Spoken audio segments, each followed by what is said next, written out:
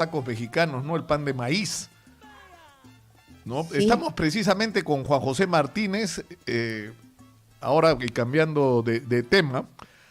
Él es presidente ejecutivo de Servir y vamos a conversar sobre él, no sobre el PAN, sino sobre el reglamento que aprobó la Comisión de Constitución y Reglamento, aprobó los dictámenes que derogan el decreto de urgencia 014-2020 sobre negociaciones colectivas en el sector público, que significaba para muchos un retroceso en términos de legislación laboral. Muy buenos días, señor Martínez. Muy buenos días. ¿Qué tal? Buenos días. Muchas gracias por la invitación. Es un gusto estar con ustedes aquí para hablar del 014 y del 016 y los dictámenes que han sido aprobados por las comisiones de Constitución y de Trabajo en el Congreso. ¿Y cuál es la posición que tienen ustedes desde Servir con respecto a estas decisiones? Sí, estamos muy preocupados porque, como ustedes saben, y bueno, ya se sabe hace tiempo y creo que ahora la crisis del COVID y la pandemia ha puesto en evidencia lo importante que es el Estado, lo importante que el Estado funcione bien, y para que el Estado funcione bien es básico tener los recursos humanos bien organizados, suficientemente incentivados, y desde Servir nosotros habíamos propuesto esas dos normas, el 014 y el 016, que se dieron durante el interregno parlamentario, normas que consideramos válidas. Y lo que ha hecho el Congreso en este martes 13, ha aprobado en dos comisiones en simultáneo la derogación de ambos decretos de urgencia. El 014 regulaba la negociación colectiva y lo que hacía, contrariamente a lo que muchos afirman, habría la posibilidad de que muchos grupos excluidos en el sector público, personal que pertenece al régimen CAS, a la 276, pudiera hacer negociación colectiva. Hoy día la negociación colectiva es muy inequitativa, solamente el personal que está en régimen 728, que son los que mejor ganan en el sector público, los que pertenecen a empresas del Estado, son los que tienen negociación colectiva y además lo han estado haciendo sin ningún tipo de límite, sin ningún tipo de restricción, sin ningún tipo de consideración frente a la ciudadanía y frente a sus propias instituciones, ¿no? Es decir, para precisar ese punto del decreto de urgencia 014, no es que ustedes eliminaron la negociación colectiva. Por supuesto que no, al contrario, se abría para que a nivel nacional una negociación, hay varios tipos de negociación, una era la centralizada, para que todos los servidores, las organizaciones sindicales en coalición o en conjunto, pudieran negociar a nivel nacional, con los tres niveles de gobierno.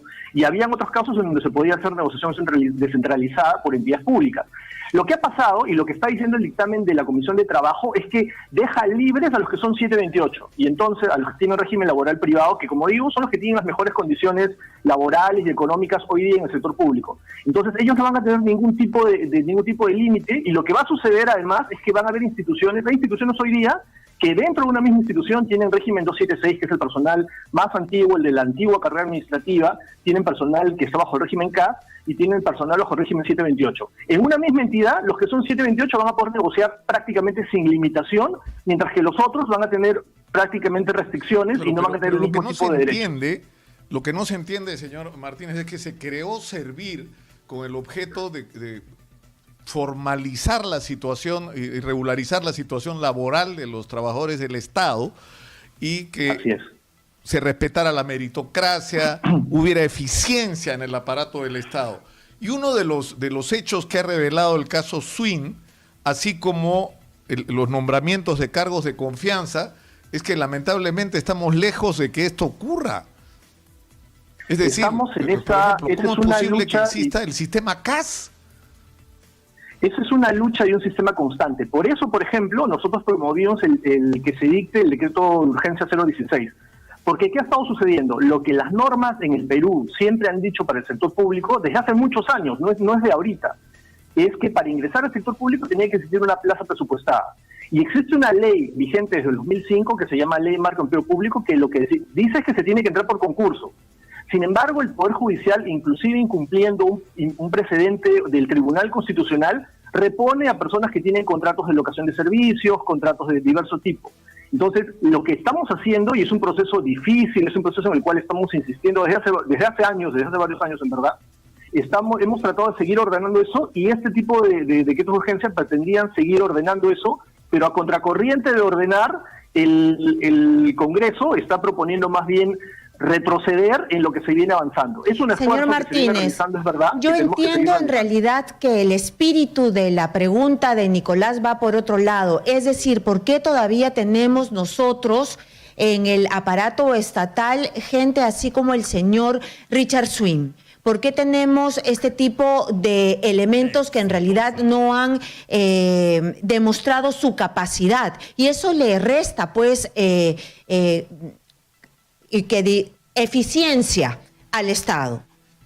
Justamente por eso les decía, el 016, por ejemplo, es una norma que evitaría que este tipo de situaciones se proliferen, porque lo que sucede es que situaciones como esa, después se judicializan, esas personas ingresan al Estado y ya se convierten en estables. Como decía, esta norma, el 016, pretende justamente evitar ese tipo de situaciones. Ese es un esfuerzo en el cual estamos para que se preserve, se respete la meritocracia, el ingreso por concurso. Pero usted nos está hablando de lo que ha pasado, pero reglas hacia adelante, porque yo entiendo, yo he leído unos ejemplos que ustedes tienen que son de verdad para llamar la atención. Petroperú recibe bonificaciones de hasta 19,000 soles, a pesar de que no hayan habido ganancias todos los años, porque ha sido una negociación colectiva, me imagino. Luego SUNAR recibe... por trabajador. SUNAR recibe bonos de 25,000 soles por trabajador y 50,000 soles por sindicato. En Huaraz, en la municipalidad de Huaraz, hay bonos por cumpleaños, por Semana Santa, de 800 soles. Y en Chiclayo, cada vez que se van de vacaciones, le dan un sueldo, no un sueldo y medio, su sueldo más 60% más. Entonces sí, acá hay cosas que no cuadran y que se tienen que enmendar. Y yo entiendo que ustedes por eso quieren que se revise el tema del Congreso. Pero a partir de esto que se tiene que revisar, porque estos son elocuentes los ejemplos, ¿qué se está haciendo de ahora en adelante? Porque Richard Swing tiene 2 años en el Estado, ¿no? Sí, justamente eso es un tema que has estado conversando. Hay muchos locadores de servicios y se está proponiendo modificaciones legislativas, primero para que haya un registro claro de ese tipo de contrataciones, para que no hayan este tipo de desnaturalizaciones y se puedan detectar inmediatamente. El otro punto importante es que con estos 2 decretos de urgencia justamente íbamos en la corriente correcta de ordenar la situación en los recursos humanos en el sector público. Lo que se está pretendiendo hacer es más bien desmontar un avance que va a contracorriente de todo el ordenamiento y toda la meritocracia que se ha querido establecer. Ahora, el problema, señor Martínez, es que hay como una distancia entre el discurso y la realidad. Es decir, por ejemplo, en esto de la pandemia ha saltado la cantidad de gente que trabaja en el sector salud, que está no solo bajo el sistema CAS, que es un sistema que no debería existir, que ya debió haber desaparecido y sigue vigente, sino algo peor que CAS.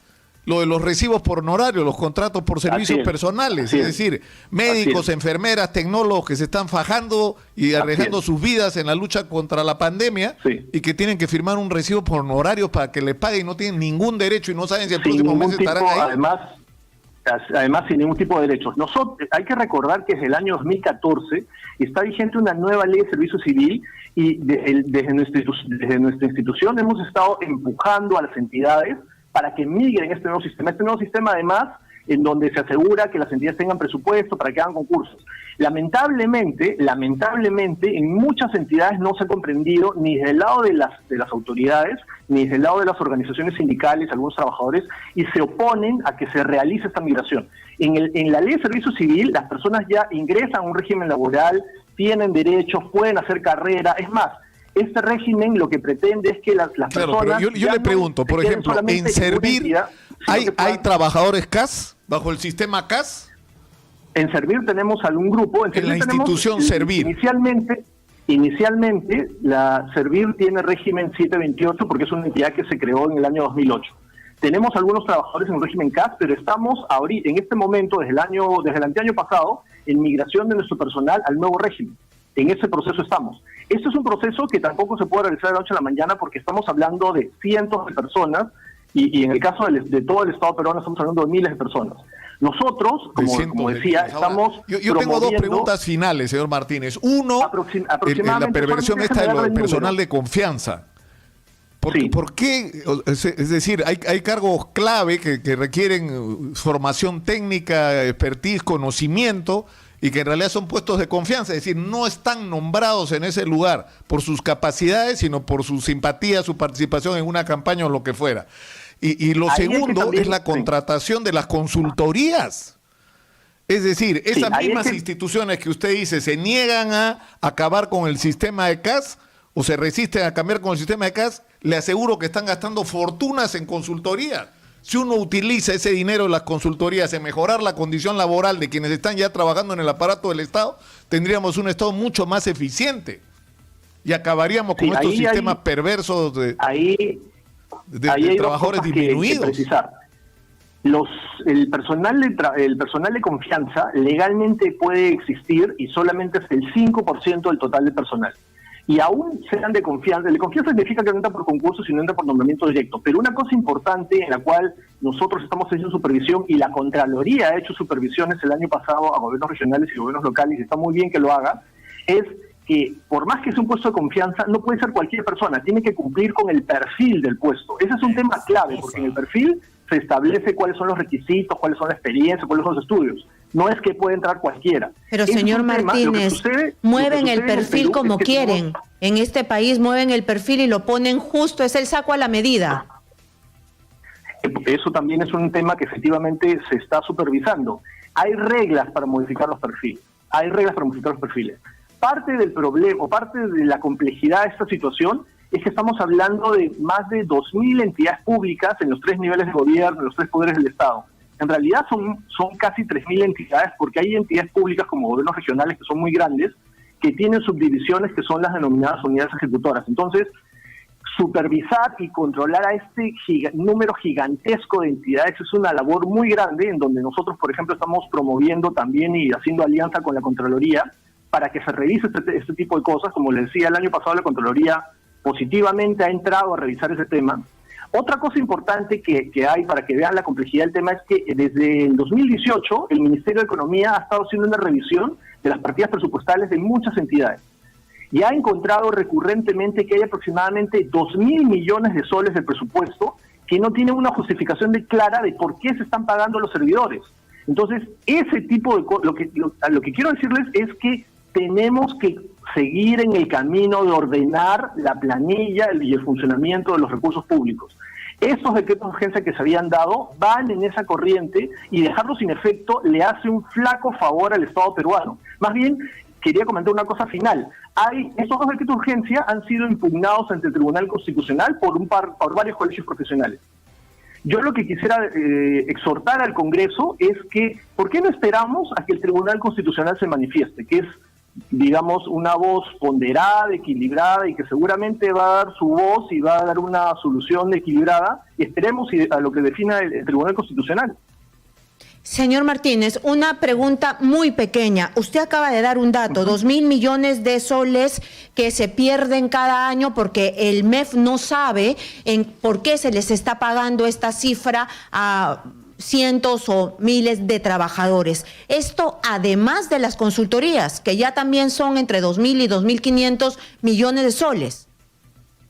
Creo que ese número incluye las consultorías. Aquí lo que se ha hecho es identificar pagos que se realizan a diversos tipos de personas por diversos conceptos, locadores de servicio, órdenes de servicio, servidores, que alcanzan ese monto. Y como le decía, y que no presentan, se viene repitiendo, y que no presentan el resultado del trabajo. Son montos que están en el presupuesto, pero no está claro cuál es el fundamento legal por el cual se está pagando. Entonces han aparecido cosas curiosas y por eso la regulación que se está estableciendo en convenios colectivos. Una entidad pública resulta que estaba pagando unos beneficios a sus trabajadores y en el sector público usted paga del rubro de presupuesto para personal. Pero esta entidad pública lo estaba pagando el rubro de contrataciones y consultorías. Entonces, cuando uno miraba la planilla de la entidad, parecía que ganaban menos. Pero por el otro lado, si uno miraba que se estaba pagando el convenio colectivo por otro rubro. O sea, acá hay muchas cosas donde hay opacidad, hay falta de transparencia, hay desorden, que justamente, como les decía, con estas normas estamos impulsando que se ordenen las cosas. Y flaco favor le está haciendo al ordenamiento, los recursos humanos y del Estado en general que se dejen sin efecto estas normas. Muy bien. Muchísimas gracias. Bueno, muchas gracias a Juan José Martínez, presidente ejecutivo de Servir, por atender nuestro llamado. Y esto es un tema. Fíjense ustedes, 5% de los trabajadores del Estado pueden ser de confianza. ¿Saben cuál es el mensaje? Que si ganas las elecciones puedes meter 5 de cada 100 trabajadores de tu gente al aparato del Estado. Por eso estamos así. Y 2.000 millones de soles de estos gastos que incluyen consultoría. No, y que no se sabe para qué sirven. Es una locura. No, pero es que es una locura. Imagínate, usa ese dinero para tener trabajadores en el aparato del Estado que estén calificados para la función y remunerados adecuadamente con todos los derechos, incluyendo el derecho a la negociación colectiva. Tendríamos otro aparato del Estado. Es decir, de gente capacitada y calificada para lo que está haciendo, no puesta ahí por favor bajo diferentes mecanismos.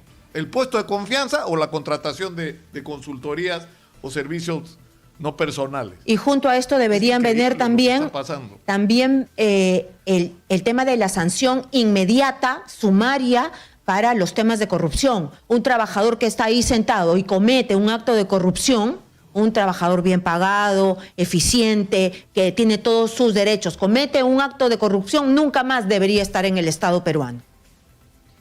Bueno, nosotros... Pero mira, Karina, como en el tema de la corrupción, en las compras, en las contrataciones, con este tema del manejo, es decir, Richard Swing, nosotros hemos dicho, no es una excepción. Hay en todos lados. Es una regla. Todos los gobiernos, en los municipios, en las regiones, en todos lados, en todos los ministerios hay Richard Swing como cancha, como diría Acuña, como cancha. ¿Por qué? Porque es sistemático. Hay que acabar con eso, porque tú puedes sacar a Richard Swing, pero si no cambia la regla de juego, esto va a seguir funcionando. En CONADIS nada más hay que cambiar la regla de juego. Nos acaban de decir que podrían haber swings ahí en CONADIS, imagínate, donde tienen que estar personas en realidad con una sensibilidad social, pero así comprobada. Pero así estamos en este momento.